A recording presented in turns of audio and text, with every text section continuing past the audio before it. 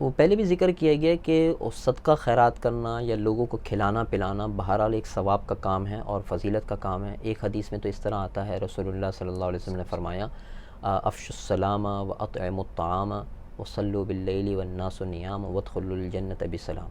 تو اس حدیث میں جو ہے کھلانے کی فضیلت آئی ہے، تو محرم کے مہینے میں یا کسی اور مہینے میں کسی اور موقع پر کھانا کھلانا یا لوگوں کو پانی پلانا یہ بالکل ثواب کا کام ہے، اجر کا کام ہے۔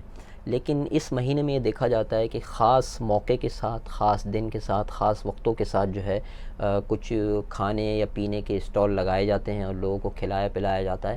اگرچہ فی نفسی ہی کھلانا پلانا ثواب ہے، لیکن اس کو کسی خاص دن کے ساتھ خاص سمجھنا اور اس کو شریعت کا حکم یا دین کا حصہ سمجھ کے کرنا، جیسا کہ ہمارے معاشرے میں دیکھا جاتا ہے لوگ کرتے ہیں، یہ بہرحال بدعت ہے، اس سے بچنا ضروری ہے۔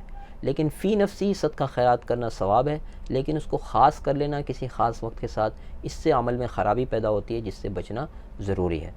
جزاک اللہ خیر مولانا صاحب۔